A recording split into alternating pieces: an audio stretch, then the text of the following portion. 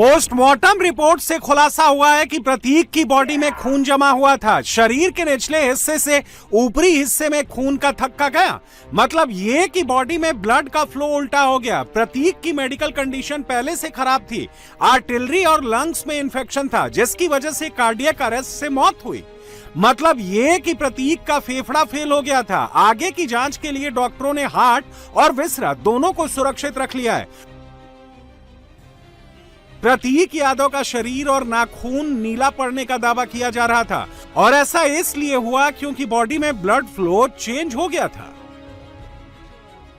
छोटे बेटे प्रतीक यादव की मौत कैसे हुई, इस बात का जवाब जानने की कोशिश डॉक्टर्स का पैनल कर रहा है। लेकिन इंडिया टीवी के पास प्रतीक यादव की जो पोस्टमार्टम रिपोर्ट मौजूद है, उसमें अंकित हैं 6 चोट के निशान, जो दरअसल कुछ तरीके की बातों की तरफ इशारा करते हैं। इसमें चोट नंबर 4, चोट नंबर 5 और चोट नंबर 6 ऐसी चोट है जो प्रतीक यादव को एक दिन पहले लगी है, यानी कि मात्र 24 घंटे पहले उनकी मौत के। सवाल ये उठता है कि आखिर ये चोटें प्रतीक यादव को किन हालात में लगी। हालांकि जो डॉक्टर्स हैं उनका ये कहना है कि इस चोट के बेसिस पर प्रतीक यादव की मौत नहीं हो सकती है। लेकिन सवाल यही उठता है कि आखिर ये चोट लगी तो लगी कैसे, और इसका क्या प्रतीक यादव की मौत से किसी भी तरीके का संबंध है या फिर नहीं।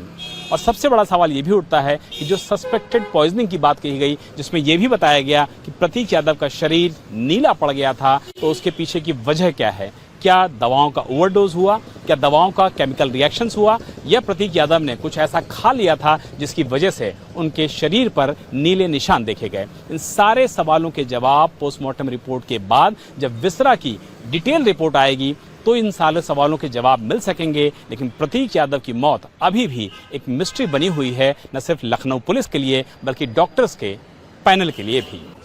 अब तक की जांच में प्रतीक यादव की मौत में कुछ भी संदिग्ध नहीं मिला है। प्रतीक के मौत के पीछे की वजह उनकी खराब मेडिकल कंडीशन को माना जा रहा है। अपर्णा यादव करीब 1:30 बजे असम से लखनऊ पहुंची। पोस्टमार्टम के बाद प्रशासन ने प्रतीक यादव का पार्थिव शरीर परिवार को सौंप दिया। डेड बॉडी को सीधे लखनऊ स्थित प्रतीक यादव के आवास पर अंतिम दर्शन के लिए रखा गया। प्रतीक यादव के घर के बाहर बीजेपी नेताओं, सपा नेताओं, बीजेपी कार्यकर्ता और सपा के कार्यकर्ताओं का हुजूम उमड़ा हुआ था।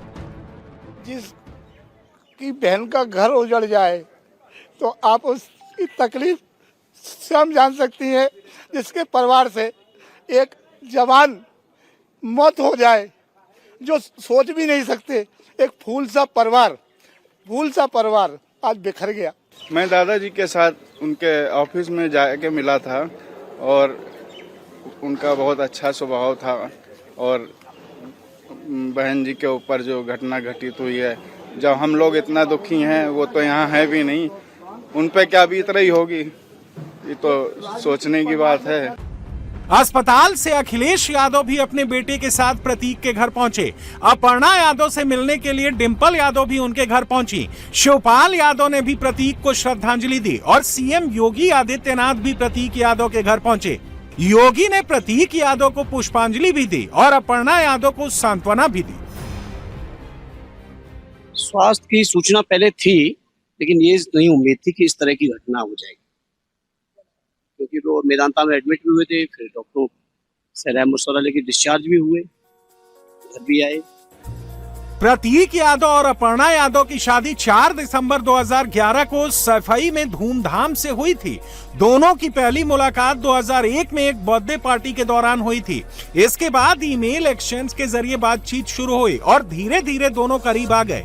जनवरी में अनबन की खबरों के बीच मार्च में अपर्णा और प्रतीक छुट्टियां मनाने विदेश भी गए थे।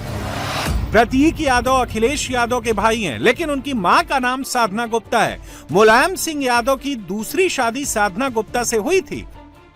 प्रतीक यादव यूपी के सबसे बड़े सियासी परिवार से आते हैं, लेकिन उन्होंने कभी सियासत में कदम नहीं रखा।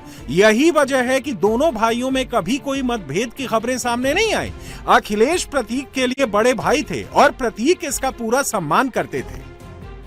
प्रतीक यादव राजनीति से दूर रहकर फिटनेस और बिजनेस सेक्टर में सक्रिय थे। उन्होंने लंदन से एमबीए करने के बाद लखनऊ में अपने बिजनेस की नींव रखी थी। उनका कारोबार कई सेक्टर्स में था। अपर्णा यादव के चुनावी हलफनामे के मुताबिक दंपत्ति की कुल चल अचल संपत्ति करीब 23 करोड़ रुपए है।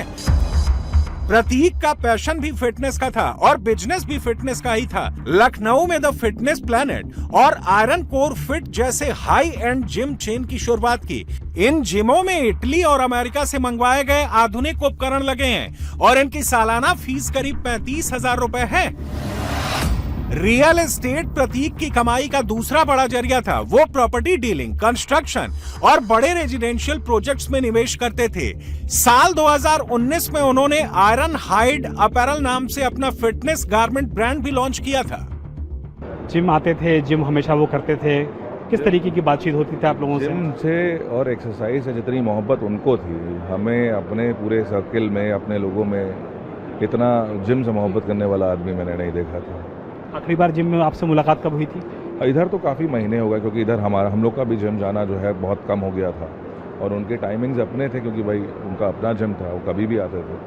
तो लग रहा है कि तो महीनों से मुलाकात नहीं हो पाई। लगा कि परेशानी इतनी ज़्यादा है, बीमारी इतनी ज़्यादा है? ये सिर्फ खबरें टीवी के माध्यम से ही सुनने में आती थी, क्योंकि पर्सनली जब आप कभी उस इंसान से मिलते ना तो आपको पता लगता है कि वो कितना खुश मिजाज हंसमुख जिसे कहते हैं ना, कि हर बात पे हर चीज़ को एक तफरीह वाले अंदाज में मोल्ड कर देना या किसी भी बात पे मजाक कर देना। वो कोई परेशानी, कोई दिक्कत किसी भी तरीके की, बिजनेस से रिलेटेड, हेल्थ से रिलेटेड?